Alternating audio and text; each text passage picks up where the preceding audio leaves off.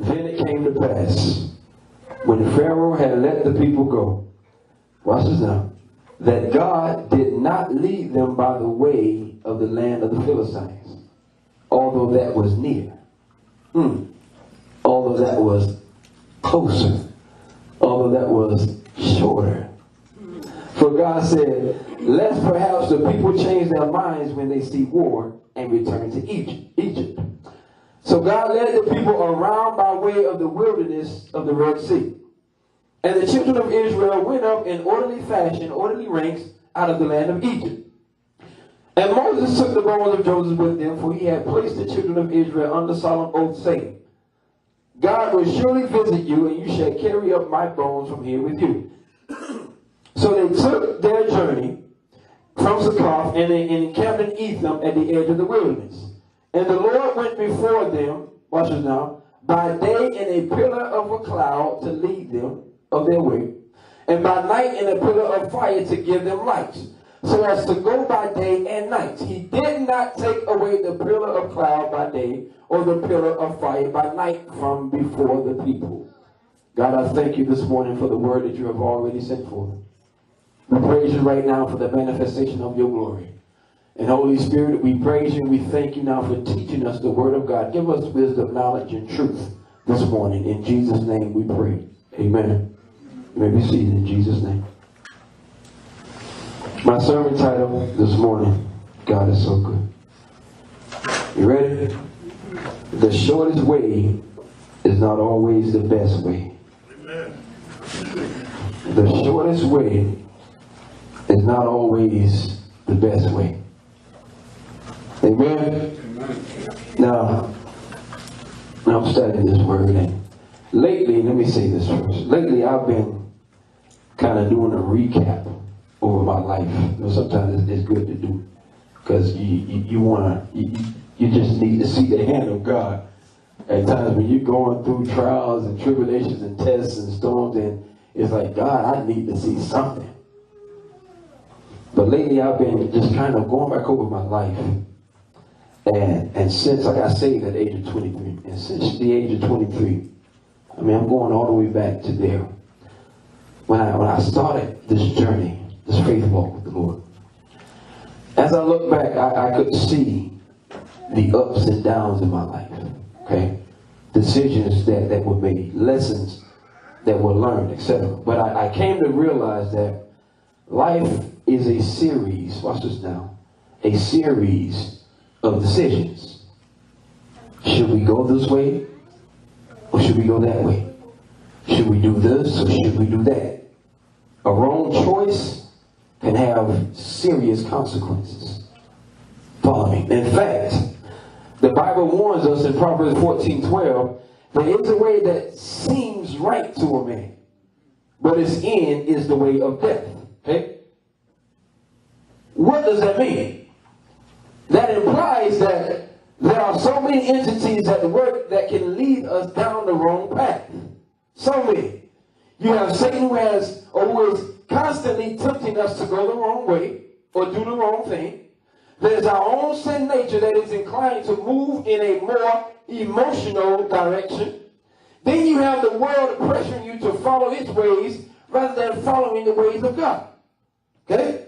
So as I was studying this text, I found an interesting article of an event that took place about 10 years ago, and I want to read it to you.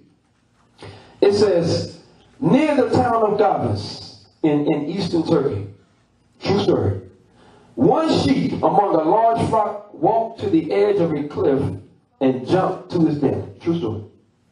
A second sheep quickly imitated the first, also leaping off the cliff to his death. Then a third sheep followed, then a fourth sheep, then a fifth. The Associated Press reported that stunned Turkish shepherds, watch this now, who had left the herd to graze while they had breakfast, watched from a distance as nearly 1,500 others followed these sheep off the cliff, each leaping off the same cliff. When it was over, 450 sheep had died and 1,050 survived, but only because those sheep that jumped later were saved as the pile of sheep got higher and the fall became more cushioned. True story. Imagine now the peer pressure that last sheep must have felt. Imagine. Surely 1,499 sheep can't be wrong. Surely. Actually, it all started when just one sheep led the entire flock astray. Watch this. The same is true with us. Watch this. People can lead you down the wrong path. Your own reasoning can be flawed, making it hard to make the right decision. Somebody say amen. But if we can put aside what we perceive to be right and look into the hill from which our help comes from, God is willing and able to lead us in the right way we should go. Are you hearing me? Which is the focus of my text this morning, my study. It was God who led his people, but I want you to pay attention to how. Hear me.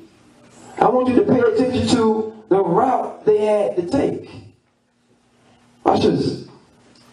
This is God now establishing his relationship with Israel. And he's teaching them to trust him and follow him no matter the circumstances. Now, in reading the story, and we all should now we all Christians now. Okay, even if you don't read the Bible, you've heard about this story, amen? Everybody should know it. Why? Because it's a very popular event that took place in the Bible. They even made movies about it. Okay? But you will see that God strategized a plan of escape for Israel. Right? Now, this plan of escape, it involved two things. You ready? It involved a hard heart, and it involved the wilderness. Now, most of us don't like either. Okay? We're not fond of hard hearts, and we're definitely not fond of the wilderness. We probably can get right. Look, if your heart is hard, we'll say, you just have a hard heart, and we move on. So we probably can deal with the hard heart a little bit. But when it comes to that wilderness, when it comes to that desert, we are surely not fond of that thing. But you must understand, here's how God operates. The reason why we're not too fond of hard hearts and we're not too fond of the wilderness, you ready? Is because we want stuff easy. We like to be comfortable. We love convenience. But the way that God operates, God says, no, I have a planned strategy to deliver you from bondage and into his promise, but the route in which you are to take might be a little rough. Are you hearing me? The route that God may have you on, son, might be a little rough. Kevin, the route that God has you on, you might have to go through a lot of stuff. You might have to go through severe suffering, severe pain.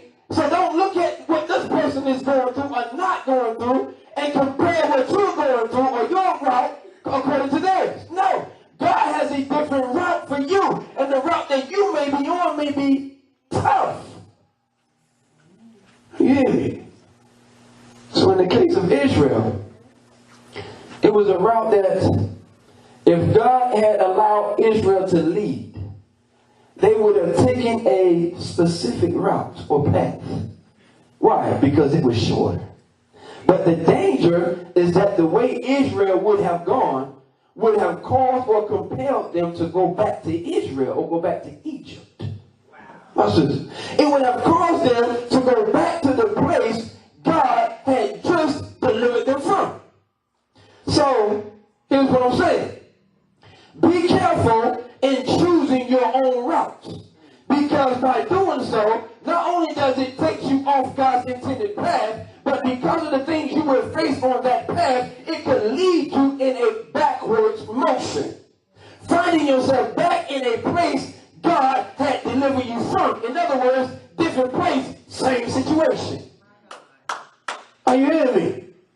And not to jump ahead of myself, because we're going to get to this, but verse 21 says, and the Lord went where? Before them, by day in a pillar of cloud to lead the way, and by night in a pillar of fire to give them light, so as to go by day and night. In other words, when God moved, the camp moved. When the cloud waited, the camp waited. The implication is that Israel didn't determine their own way. Are you catching it? Okay? They didn't take a vote as to which way to go. They didn't talk to them about, no. They followed the cloud. They followed God. In fact, David says in Psalm 23, he leads me in the path of righteousness for his name's sake. Psalm 37:23 says, the steps of a good man are ordered by the Lord, and he delights in his way. Can I give you scriptures? Key word in that scripture is, did you catch it? The steps of a good man are ordered by the Lord. You catch it? Watch this. Key word is what? Ordered. Ordered. Which in Hebrew means make preparation, make provision, to be established. Are you catching it? I don't think you get it. The ED at the end implies past tense, already done. Another Hebrew meaning for the word ordered is fixed, set. So in having an understanding of your life that it's already established, it's already fixed, and it's already set, why do we at times still deviate from the plan of God to do our own thing? Why? When all we have to do is what? Follow. He says it's fixed. He says it's set. He says all you have to do is what? Follow. It's already done. It's already been established, but we have a tendency to deviate from the plan of God because we don't have an understanding of what we're going through. God says, I know you don't. That's why I never told you that I would give you an understanding of it. He says, I'll just direct you while you're in it. Are you hearing me? Watch this down. Psalms 32:8 says, I will instruct you and teach you in the way you should go. I will guide you with my eye. I'm just giving you scripture. You want to know the translation of that? God doesn't leave us on our own. He says, I will instruct you and teach you in the way you should go. He says, I will guide you with my eye. So what am I saying? We don't have to figure things out with our own reasoning. God says your life is already set. Just follow me. Go to Proverbs 3, verses 5 and 6. I've been reading it a lot lately. Trust in the Lord with all your heart and lean not unto your own understanding. In all your ways, acknowledge him, and God made a promise. What that promise? God says, I will direct your path. I'm just giving you scriptures right now. Are you hearing me? So we go back to Israel. Here are the people of God. And Israel has just been delivered from bondage. They're on their way out. They're leaving Egypt. On their way to the promised land. Yeah. But before they reach their destination, God will lead them through many trials and experiences to prepare them for victory. And here's what I need you to understand here. And you got to catch this. Make sure you get this in your spirit. You know why? Because it's going to keep you from being unrealistic or looking for unrealistic expectations. And it's going to keep you from a lot of disappointments. You ready? Don't expect God to lead you by the shortest route. Don't expect it. You may see a quicker path that seems right, but God sees something totally different. Your route will get you there in 5 years. God's route will get you there in 10. Your route, although it may be quicker, puts you on a collision course with death and destruction.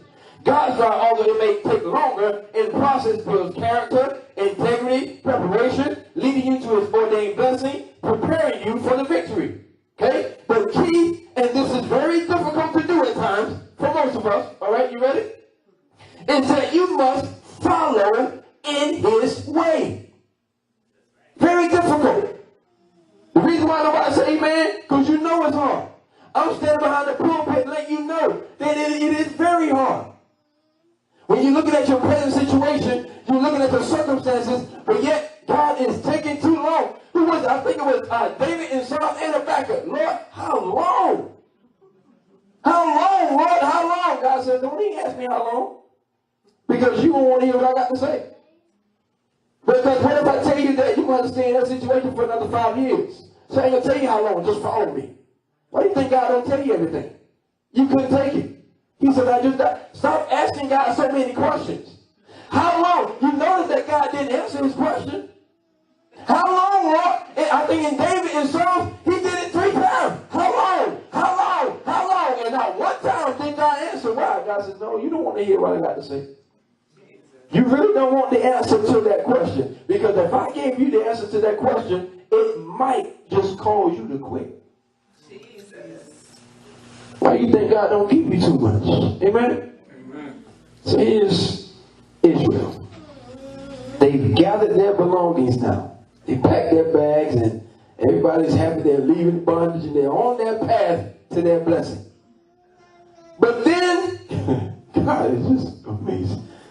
But the story takes an unexpected twist here. When God leads the Israelites on a path they may not have expected. So verse 17 says, then it came to pass when Pharaoh had let the people go, that God did not lead them by way of the land of the Philistines, although that was near. For God says, lest perhaps the people change their minds when they see war and return to Egypt. Now remember, God promised to give them the land of Canaan. Okay? Well, the shortest route from Egypt to Canaan would have been by the Gaza road to the land of the Philistines. In other words, traveling near the coast was the shortest route. Follow me. Then the question is, if the blessing is over here and the shortest route or the quickest route is here, why take them on a different route that was much longer? Well, he gives a reason at the end of verse 17. And he says, lest perhaps the people change their minds when they see war and return to Egypt. Now watch this now. God, unlike us, is in no hurry. Somebody say amen. And thank you, Jesus.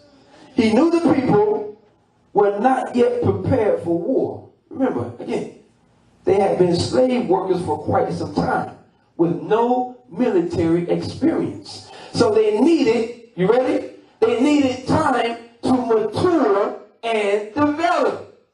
Listen, God had a blessing that would lead to abundance, overflow, and promotion, but he also knew they were not ready to step into it, and knowing the Philistines, who were probably the toughest warriors in the land at the time, no doubt would have resisted the approach of the Israelites. He says, no, you ain't ready yet. I have abundance for you. I have overflow for you. I have so much for you, but you're not quite ready yet. Now, let's not get it twisted. Okay? The Philistines were no match for God. Not at all.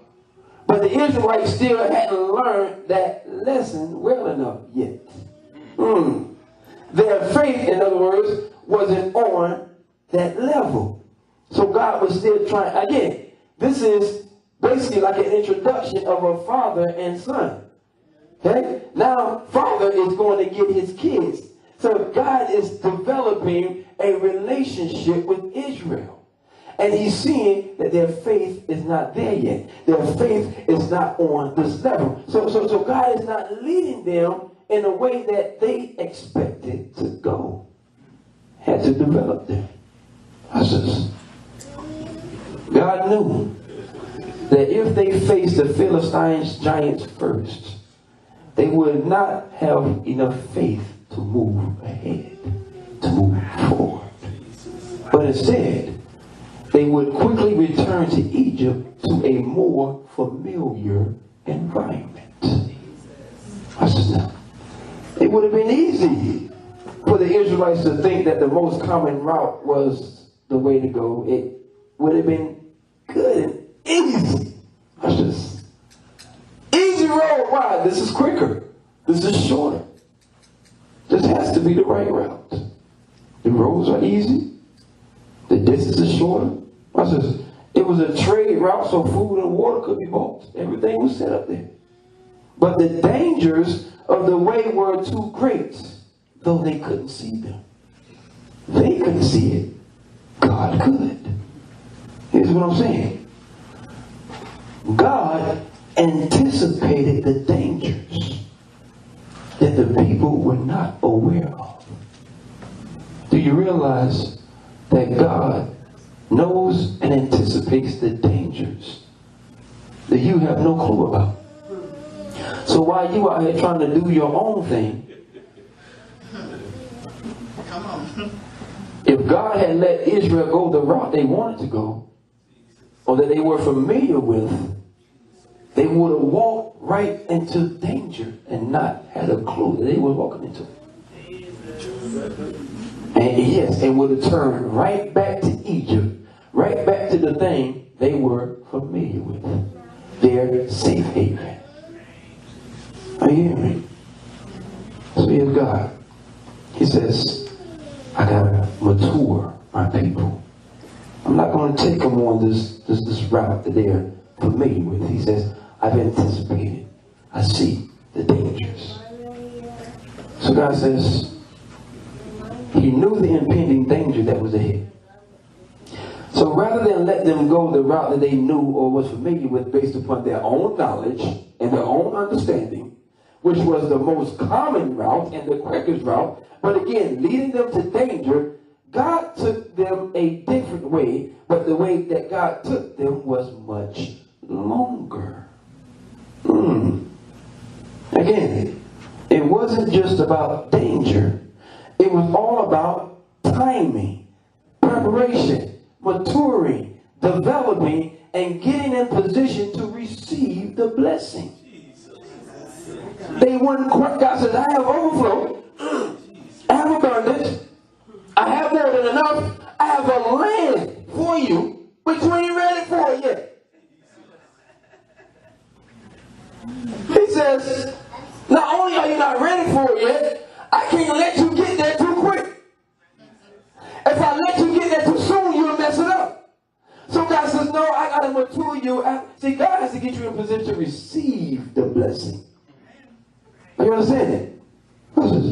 The struggle with some of us, and I mean some of us now, I ain't talking about just folks in this place. I'm talking about the body of Christ in general. Amen? Is that we want the blessing, but God can't give us the blessing because, again, why? He sees that we're not ready for the blessing. So we pray for blessing, God says, you ain't ready for it yet. You pray for this, God says, you ain't. I know you're praying the right prayer, you just ain't ready for it yet. It's not that you're missing God, you're just not ready for it yet. So what am I saying? You're praying the right prayer, you think you're missing it because it hasn't come yet. No, God is trying to mature you, develop you, and get you in position to receive the blessing you've been praying about. In other words, you are not ready for it yet, but you're on the right path. God just gave somebody the word. That ain't nowhere in my notes. God, I thank you. Listen, you got to catch this here. And most people don't realize this, but God does. Watch this. A blessing or promise without character can mess you up. Yeah, my son did the bullshit. You better catch it. Again, God knows that we don't, which is why rather than give you the blessing knowing you're not ready for it, God does what? He delays that thing. Boom! Now you'll get it. It just won't come as quickly as you would like for that thing to come. Hear me? Go to verse 18. It says, so God led the people around by way of the wilderness of the Red Sea, and the children of Israel went up in orderly ranks out of the land of Egypt. Now, let me explain this, or let me give you a kind of a road map, okay? The land of Bashan was near the mouth of the Nile River, okay? When they gathered at Sukkot, here's your road map, they were only, Jesus, they were only about 100 miles from the land of Canaan. 100 miles. But instead of traveling north toward Canaan, God directed them to turn south toward the Red Sea. What's this? God knew what he was doing when he chose the longer way. And the same is true with us. You ready? God often doesn't lead us along the shortest routes, although it's just around the corner. Are you hearing me? If you permit the Lord, and if you follow him, if you let him lead you, expect to be led occasionally on paths, you ready, that may seem unnecessarily long and indirect. Expect it. Remind yourself that God knows what he's doing. You might be in a hurry with your timetable, but God is not concerned about your timetable. God is in no hurry. Okay? He may close some doors, and then he may suddenly open some doors. One reason is revealed in the text. God will not lead you to do something you're not ready for. You better catch this. He will lead you based on your maturity and your readiness. So, if God doesn't lead you along the shortest path, you ready? There's a strong possibility that there's more maturing that needs to take place, so don't complain and resist. Jesus. Are you following me? Follow God willingly. Trust him to lead you in the way he desires for you to go. A strong possibility that God says, no, you ain't ready yet. So I'm going to hold on to it. Now listen, we all know that we live in a fast-paced society. And I say fast-paced, amen? Amen. Everybody's in a hurry, aren't they? We want everything right now. And we don't want to wait for nothing. Amen. I know somebody say amen. But the Bible is very clear. And it says it often, you ready? Wait upon the Lord. Wait, I say. When God leads us on a long path that doesn't appeal or is comfortable to us, let's be patient. Why? Because he has a purpose. And we have to trust in that purpose. Amen? Now, here's the danger. There's a danger in that. You ready? Just because it's taking you longer to get to your destination or receive the promise that God has for you doesn't imply you're on the wrong path. Okay? Just because you're struggling and your struggle seems to be for an extended period of time doesn't imply that you've taken the wrong route. Okay? The danger is that because it's taking longer than we expected, we choose another route. Because surely, we say in our mind, it shouldn't take this long to get to where God wants you to be. There's a danger, and you must be very careful where that's concerned. There's a danger. Remember, there was a danger on the route that Israel would have taken. Israel wasn't aware of the danger. But the danger was there. So God says, rather than take them on this short route, I see danger. They ain't ready for it yet. They're not ready for my blessing. God says, I'm going to take them the longer route because I see that my kids are still immature. They're not ready to receive what I have for them. He says, so I'm going to take them along.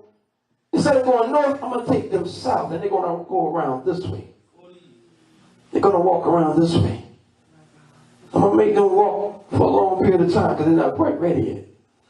I'm going to let them continue to walk. I have overflow. I have abundance. I have more than enough. What was God doing in the wilderness? God says, here's what I have to do. I got to show you that I'm God. I got to show you who I am. So that when you get to the land, you won't forget about me. That when you get the blessing, you won't forget about me. God says, no, so I'm going to take it. Again, this is a new relationship here. Again, they're meeting each other. So God says, I got to show you that I'm God. I got to make sure that when you get all the blessing, when you get all this notoriety, when you get all these accolades, now that your church is over 2,000, and now you got several campuses, whatever you want to call it, and now you're on TV and you're on radio, God says, I want to make sure I got to keep you humble, so I'm going to take you to a humble place first. Why am I going to take you to a humble place? So you can look back and see the place that you came out of, that I was with you, and not want to go back there ever again. So you will know that it was me that brought you out of it. It was me that gave you that. And if you don't act right, I will take this away and put you right back where I brought you from. I'll take you back to this place of reproach so that you can come back to me, and then I'll restore you if I choose to do so. Are you hearing me? God says there's a danger. Got to be careful. Don't get off the path because it's taking too long. Don't deviate because it's taking too long. I know you had your 5-year plan. I had mine too. God put that all on. I just knew I was going to come to Chambers, South Carolina. Lord, help me, Jesus. And in 5 years, there were at least 100 people, and we pressed it. God said, I was sure when I had wrote that plan out, that's why you can't go by what man said. Man will take the word totally out of context. Man says, write the vision down and make it plain. Then jack me all up. Why? Because I did exactly what man said. Man said to write the vision down and make it plain. God says, now what vision are you writing? So don't tell me, write the vision down. No, you can't tell me to write the vision down and make it plain. You got to be very specific with me and tell me that I need to write down the right vision, which is the vision that God has given me, not Madrick vision. Too often we write down our own vision, we write down our own plan, and then we have these unrealistic expectations, and then when they don't come, we get disappointed. That's why I told you, listen, don't expect God to take you on the shortest route. When you expect God to take you on the shortest route, now your expectation was in everything that you could do. And because when you couldn't do it, you blame God. And now you're ready to get off on the path that God set you on. You're on the right path. He's just saying you ain't ready for it yet. So I got to keep you right there. Amen? Amen. I don't miss this now. Watch it. Okay? And the reason why I say don't miss it because we have a tendency to dismiss this. Okay? It's very simple. God leads us in an orderly fashion. Okay? God had done a mighty work in Israel. Pharaoh was left no other choice but to let God's people go. Now the time of Israel's departure had arrived. That's it. Notice the word time. Okay? And I also want you to notice that things, you ready? Now you ain't going to like it, but you better ready to hear it. I also want you to notice that things got worse before they got better. Why? Because there was something that God wanted to establish, not just only with Pharaoh, but with the children of Israel as well. Follow me. They both had to come to the knowledge that God was God. And what did God do? He created, get off yourself and see God. God created scenarios or situations that would make things tougher for Israel, but put a high demand on God to show up. Are you catching this? And as a result of the people wanting to follow God, Pharaoh, that's why I said there's two things. There's a hard heart and there's a willingness. As a result of the people wanting to follow God, God hardened Pharaoh's heart. Pharaoh made their labor much harder. He took things from them. They were disciplined more severely. And regardless of how bad things may have gotten for Israel, notice that God still did not move them. Why? Because they couldn't leave until God's purpose was fulfilled. Watch this now. It was God that hardened Pharaoh's heart. When God hardened Pharaoh's heart, Pharaoh brought the hammer down on God's people. And God, seeing that things got worse, God still didn't move them. Are you hearing me? So while you're looking at your boss, while you're looking at this person here, all the stuff that's taking place in your life, and it's getting worse, you're blaming everybody. God says, no, that's me. God says, I had to harden that person's heart because there's something I want to do. I can't do it if I don't harden their heart. And when I harden the heart, it's going to affect you. And when I harden the heart, it's going to get worse. But I got to do something, and I have to do it this way. Because it has to be done my way in order for you to get the blessing. Are you hearing me? Mm-hmm. You're getting it now. Oh, this is now. Again, God leads in orderly fashion. So, in the second half of verse 18, it says, and the children of Israel went up in orderly ranks out of the land of Egypt. Now, the Hebrew word literally refers to a formation or a column of five side by side. Okay? Now, I'm not saying that Israel went out. We all know that they didn't. I'm not saying they went out in military formation of exactly 5 people at a time, side by side. No. Okay? But they did depart in an orderly fashion. In other words, God didn't lead them to flee like a disorderly, frantic mob running for their lives. Okay? No.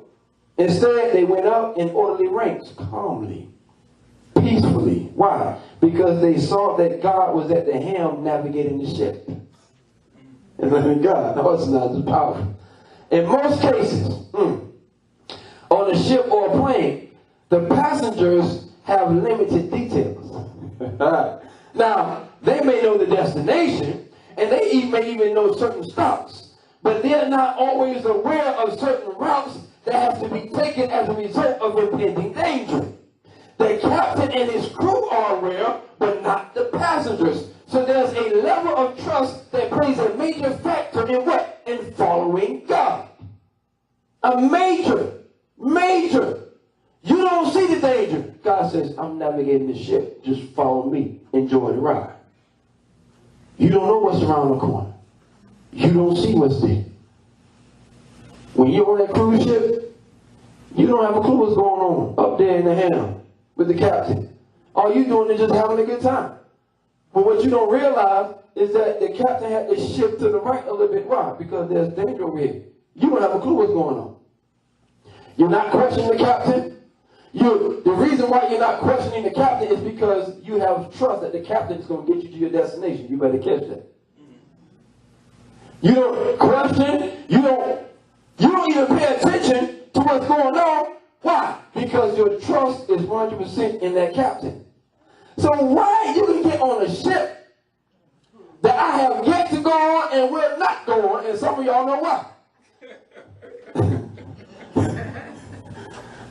But you get on a ship, massive, on a body of water that seems to no end. And you put your trust in a man to guide you and direct you to a destination on a body of water. But when it comes to God, you pay no attention to what's going on that ship because the captain is going to get you there. But God says, hold on. How come you put so much trust in this captain? You don't even question him. You get on the boat, you know your destination. Whatever stops you, you're going to the Bahamas, you're going, wherever place you're going to, you know all that, but you don't know the details. You don't know what might. See, the captain don't even know the details. He's watching his radar, all of a sudden he sees danger, he has to shift. You don't know that. God says, I'm your captain. I put you on a route, and you won't trust me. So when you get in a hard place, you want to stop, you want to deviate, or you want to question me all the time. God says, no, just relax and have fun and enjoy this route. Act like you don't know what's going on. Act like you're on a Carnival cruise ship. And have all this fun. That's why Paul said, see, Paul shifted. I like how Paul shifted. Paul said, it hurts. It afflicts me in my flesh. But God says, nope, I ain't going to take it away. You're going to enjoy this ride. Paul said, I'm going to have you some fun in this ride. He said, I'm going to take great pleasure in my affliction. I'm going to take great pleasure in my infirmity. He said, I'm going to take great pleasure in my persecution. Paul says, I ain't going to pay no attention to anything that's going on. I'm just going to enjoy this ride and let God navigate this ship. Now, I tell you, somebody better catch that word. Very simple. When you get in the rough place, just act like you're on a cruise ship. I don't know what y'all do. Don't tell me what y'all do. I don't know what y'all do on that cruise ship. Whatever goes on the cruise ship, let it stay on the cruise ship. Amen? That's why I don't go on the cruise ship. I might yeah, Pastor might go to last on the cruise ship. And I come back. Amen? But when I go on the cruise ship, let it stay right there. Amen? No, I mean, God knocked me out to the cruise ship. She go like Mr. T. And what's his name? Again, they went out and ordered the ring. God saw the impending danger. He saw that he had to bring them into a place to keep them safe. But he has to also mature them. Okay? This is vitally important. You gotta trust in the leading of God. Okay? You cannot deviate and do your own thing. You cannot, because you don't know what's ahead. You don't know what's waiting on you. Again, we said earlier, God is omnipresent. There's also a name for God. He's omniscient. He's all-knowing. So he knows what's out there. You don't. Your life has already been ordered. God says, I've already ordered it. It's already done. It's already set. It's fixed. God says, just follow me. Do not deviate. I know it gets rough. I'm right there. I'm preaching as much to you as I am to myself. I know that God, the scenery had changed, but yet you're saying this. God says, I got to get you there. Don't deviate from my path. Amen? Now, another truth about how God leads us is this. He leads us by his words. Somebody say, thank you, Lord. Verses 20 through 21 says, so they took their journey from Succoth and camped in Etham at the edge of the wilderness. And the Lord went before them by the pillar of cloud to lead the way, and by night in the pillar of fire to lead them in the light, so as to go by day and night. Watch this now. Psalms 119. I want you to see the connection. This took place in Exodus, but I want to show you the connection that David gleaned from this. Psalms 119, 105 says, the word, or your word, is a lamp to my feet and a light to my path.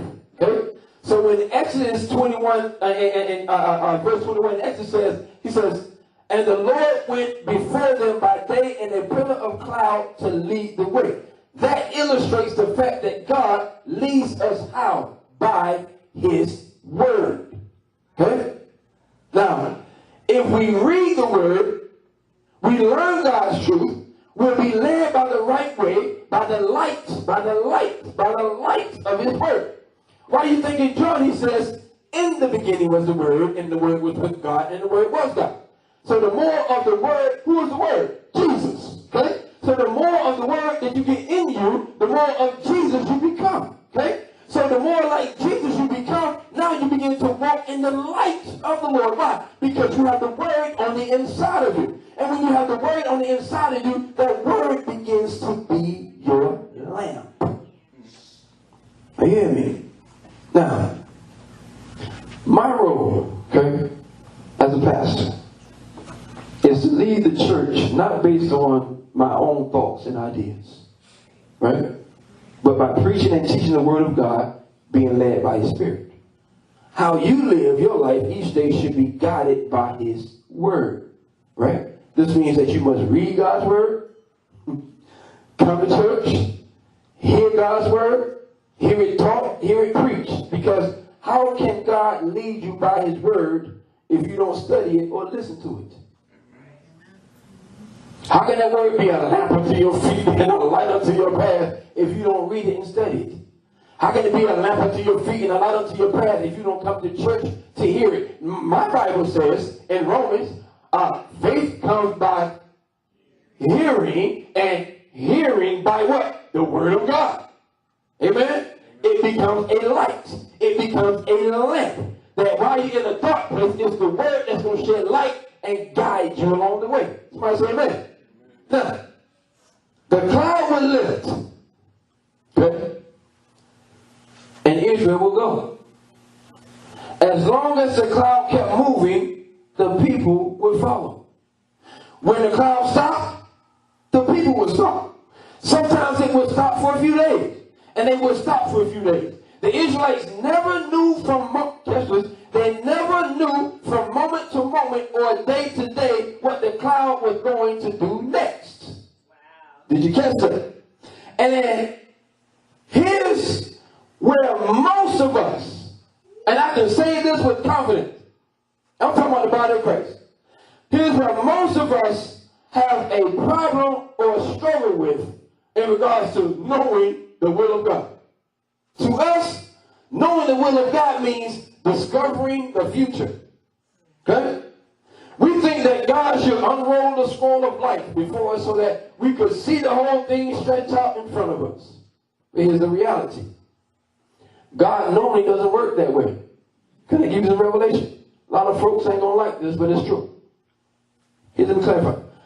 Now, make no mistake. Don't misunderstand what I'm saying. I do 100% believe that God has a blueprint for our lives. You hear me say it all the time. Okay? The way God guides us today is exactly the way he guided his people back in the Old Testament. He is the same yesterday, today, and forevermore. So why do we try to shift God when God says, no, I am going to guide you again. When the cloud move, they move. When the cloud stop, they stop. If the cloud sat there for days, they would sit for days. Didn't matter the situation, didn't matter the circumstances. Okay? When God didn't move, nobody else moved. So why is it that when God is not moving, or when God is not leading us to move, why is it that we try to move ahead of God? We try to do things without God. And then we try to add God into it. Again, the way that God leads us today is exactly the way he guided Israel in the Old Testament. Okay? Again, remember, here's the scripture. He says, now how does God do that before I go to that scripture? The way that God guides us, you ready? Here's the revelation. And this is very hard to get. It's very hard to do. But you have to live this way. The way that God guides us is step by step and day by day. Amen. Step by step and day by day. Again, how did he lead Israel? He hadn't changed. He led Israel step by step, day by day. Again, that word, Psalms 119, 105. Thy word is a lamp unto my feet and a light unto my path. Why did he say lamp? I wish I had a lamp. When you have a lamp is not a flashlight. See, a flashlight you can see, I can see way off with a flashlight. But with a lamp, you hold a lamp here. So it's that light. He says, your word is a lamp unto my feet. Watch this. As I'm walking, the lamp is right here. When I step out, see, I can see my feet. But when I step out, the lamp shines light on my feet. Now I can see where my feet goes. It's going. He says, a lamp, your word is a lamp unto my feet and a light unto my path. So it's that lamp that when you take a step, God says, here, I'm going to guide you step by step. It's my word. Step by step. Step by step. Not a flashlight. Because now you can see everything that's done. And God says, no. Step by step. Day by day. He says, I'm going to guide you. Just as I did with Israel in the Old Testament, I'm going to guide you in the same manner. Amen? That light is the light of God's guidance. But here's the thing. So many of us, we get tripped up because we want to see 10 steps in front of us rather than step by step. God rarely shows you 10 steps in advance. Okay? Don't let nobody fool you. He rarely, I'm not saying God won't. He's God, he can do whatever. But according to scripture, he rarely does that. Okay? God rarely shows you things in advance. No, you ain't gonna get no 10 steps. Step by step. Okay? He normally reveals it again, step by step, just as he did with the cloud and the fire. One day at a time. Can I prove it? You ready? Just say, if somebody finally, nah, he ain't preaching the word. Matthew 6:34 says, therefore, do not worry about what tomorrow. For tomorrow will worry about its own things. Sufficient for the day is its own trouble. He says, today has enough trouble. You're trying to worry about tomorrow. Can I go further? Well, if you go to James, for all you theologians and all you scholars and everybody who's picking apart the message, if you go to James 4, God says, stop boasting in your arrogance. You're trying to plan for your future. You're trying to plan for this. You're trying to plan for that. You're trying to set everything. You're trying to move to this city. You're trying to build this business. God says, stop boasting in your arrogance. Don't you know that your life is but a vapor? Why are you worrying about tomorrow? You don't know what tomorrow's going to be like. So how you going to try to go to another city and plan up a business? God says, no. I'm going to lead you if you allow me to. God said, I'll let you go. And you can do whatever it is you want to do. But trust me, you're going to suffer the consequences of it. And then if you be successful, you're going to be successful. But when you meet up with me, that success is going to end. So you can be billionaire on earth. But God says, when you meet with me, you're going to be a billionaire in hell too. Well, I was successful. Yeah, in the eyes of man. But in my eyes, you rebelled against me. And because you rebelled against me, everything that you did, watch this, on earth, it will not even be remembered. God says, I will wipe out the memories of what you did. Now watch this now. Here's that cloud. Again, don't think that knowing God's will means that you know your whole life in advance. Okay? That's not how God reveals his will to his people. That's not how it works. Now, God may show you things about your life. Okay? He will show you. But to get there, you have to follow the cloud and the fire, which are symbolic of his presence. Okay? You have to follow the leading of the Holy Spirit. He guides you and he will take you there. He'll show you. He may show you your business. He may show you being, you have a dream or a vision. However God shows you, but you don't know how you're going to get there.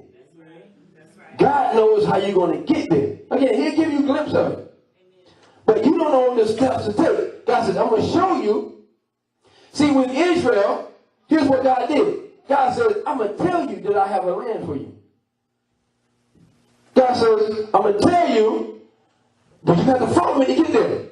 They got to a certain point, and God said, now I'm going to show you what it looks like. So he said, Moses, go send out some spies. And Moses went out and they looked at the promised land. So at that time, before then, they had never seen it. Never seen it. God only told them. So what am I saying is that God will tell you, and there's times when God will show you. But in God telling you and God showing you, you don't know how you're going to get there.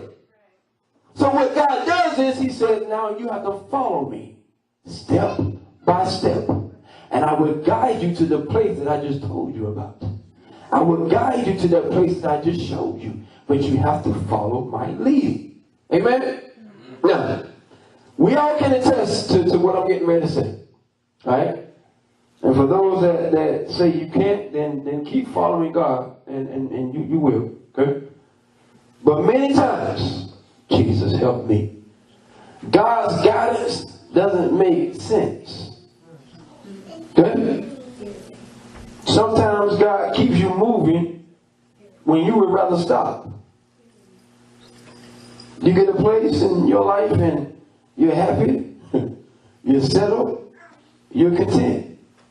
You have a job, you have your family, you have your money, you have everything going for you. Everything is good. Your kids are happy in school, you like your neighbors, your work is going well, you enjoy your church. Life is just wonderful. So you say, Lord, let's just camp here for a while. The next day, the cloud, the Spirit of God, begins to move. And you you say, Lord, what are you doing? I'm happy now. I'm content. Let's stay here. The Lord says, we're moving. And if you're going to follow me, you have to keep on moving. Better catch this. The other side is also true. Sometimes the Lord says, stay when you would rather be moving. Sometimes the Lord will stay in the same place for days, weeks, months, even for years. But you're ready to make a change and do something different. You say it's time to move, but the cloud, which is the Lord's presence, is saying, stay. Listen, we live in a very proactive generation, don't we? Yes, we do. I answer it. In a generation that says, let's move. Let's go. Let's do it right now. But all the while, regardless of your situation, God says, no, you're going to stay right where you are. Are you hearing me? Now remember, although God sent Moses to deliver Israel from Egypt, and as a result, seeing that things were getting worse, Israel still had to stay longer because it wasn't time for them to depart from Egypt. You got to catch this. God is not moved by situations. You ready? He's moved by time. He don't look at your situation and no, you look at your situation and make decisions based upon that. No, God says it ain't time. So you're going to stay right where you are. Again, it got worse for Israel. But just because it got worse doesn't mean it was time for them to move. They stayed right where they were until God says, now it's time. Are you hearing me? God's guidance, and I'll come to a close.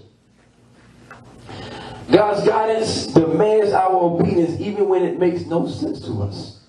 God ain't asking if it makes sense. God said just do it. Sometimes God moves when we want to stay. Sometimes God says stay when we would rather move. That's why it's vitally important that you be sensitive to his spirit and not sensitive to your feelings and emotions. Catch this now. Be sensitive to his spirit and not sensitive to your feelings and your emotions. And here's why. Very important. Because your feelings and emotions are connected or attached to what's taking place in your life on this earth. Your spirit is connected and attached to what's taking place in heaven, the mind of God, the wisdom of God. What that means is that whatever is taking place in your life at that time, you may feel one way, but God is totally not moved by it. Okay?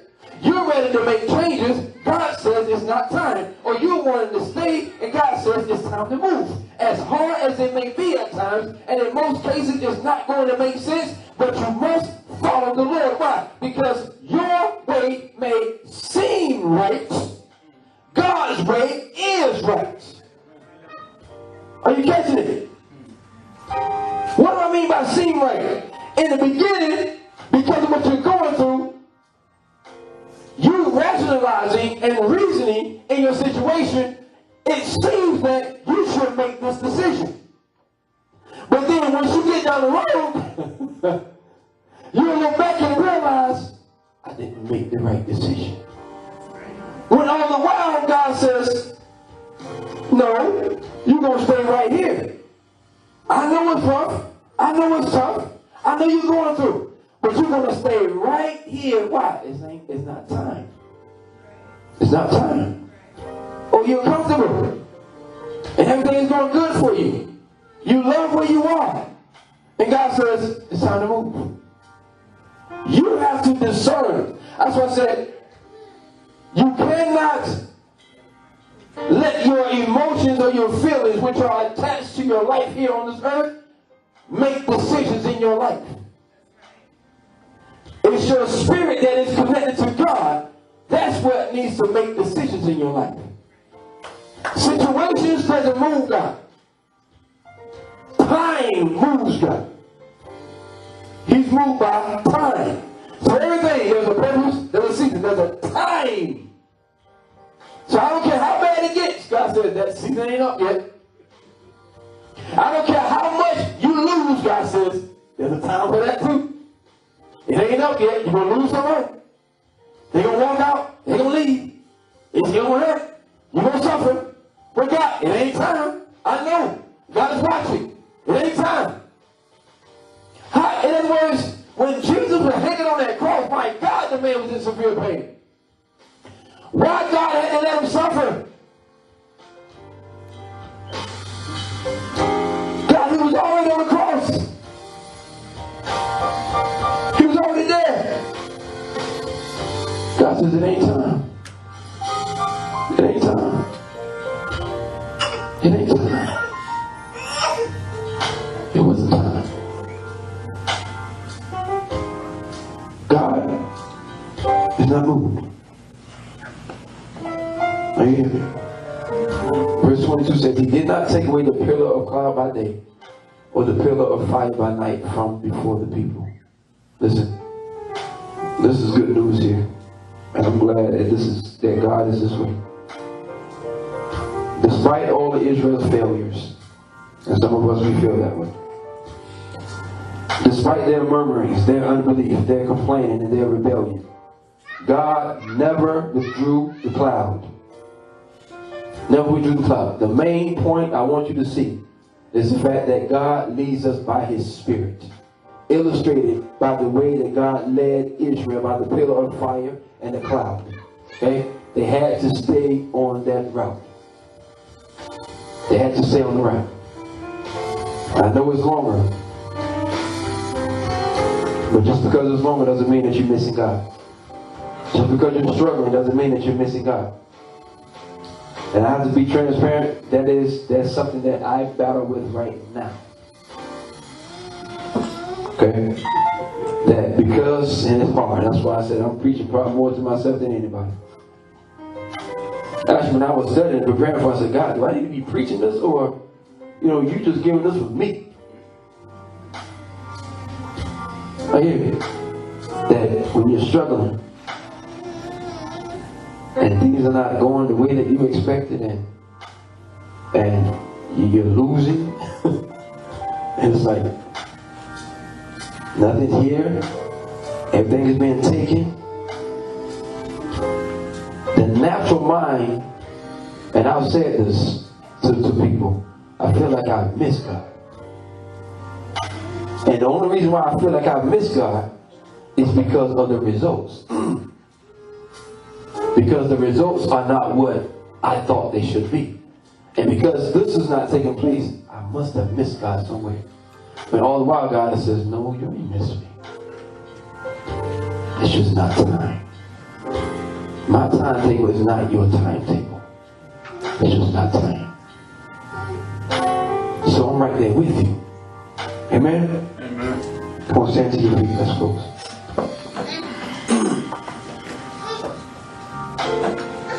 Now, we all know the story of the Israelites. We know that it took them 40 years to enter the promised land. On a trip that normally, some theologians say, should have only taken them 11 days. Jesus, Lord have mercy. And we also know that almost all the delay was due to their own disobedience. So could it be some delays are taking place because you have been disobedient? We also know that it wasn't the initial plan of God to have them in the wilderness for 40 years. That wasn't the initial plan. However, God did delay his plan for entering the promised land. He delayed it.